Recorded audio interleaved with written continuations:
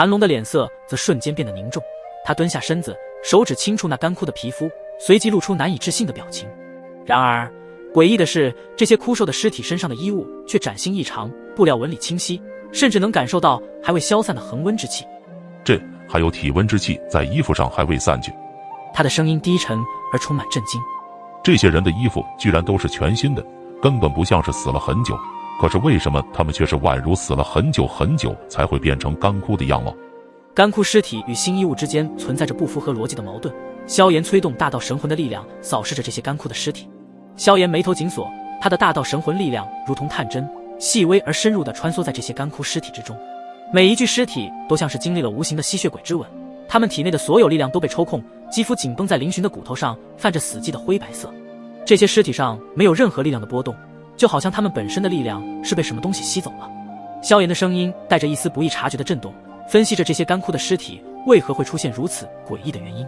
周围的众人被萧炎的话语惊得倒吸一口凉气，他们的眼神中充满了恐惧与不解。这么说，这些干枯尸体的体内不存在任何力量波动。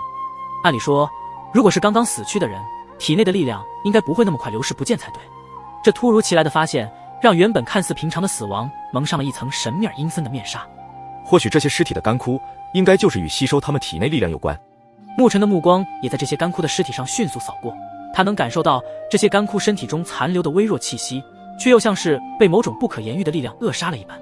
他的心中涌起一股寒意，这些干枯尸体的生命终结似乎隐藏着某种可怕的真相。突然间，一阵轻微的风拂过，这些干枯的尸体上飘落下几片干涩的皮肤碎片，它们在地面上翻滚了几圈后，悄无声息地停了下来。这一幕更是让在场的所有人不寒而栗，仿佛这些干枯的尸体正在以另一种形式诉说着他们的不甘与绝望。萧炎、牧尘他们深吸一口气，他们知道这些干枯尸体的背后一定隐藏了什么秘密。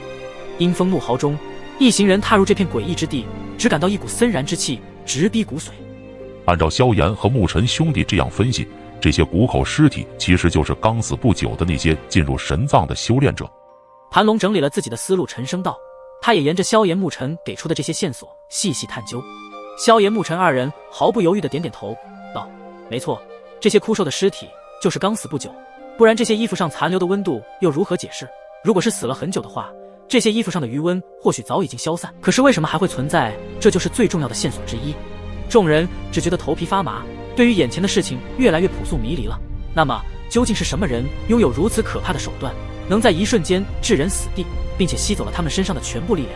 牧尘的目光深邃，在他的心里面，他们的敌人似乎拥有着令人胆寒的力量，能在一瞬间夺人性命，且不留丝毫痕迹。此人究竟是谁？为何会做出如此诡异可怕的手段？盘龙低声道，他的眼神中也闪过一丝不解和疑惑，因为他从来没有见过有人是这样手段杀人的。我想，能够做出这样可怕手段，此人应该也是这一次进入神藏之中的某位神秘大能者所为。具体是谁，目前还没有线索能够指出。萧炎和牧尘对视了一眼，他们的心中逐渐的有些明白，这场可怕手段的背后必定隐藏着他们一个最强大的对手，一个能够操控生死，将进入神藏的这些神奇玩弄于股掌之间的神秘大人物。想要知道真相，只有深入其中，或许能找到一些有用的线索。萧炎这时也收回了自身的大道神魂力量。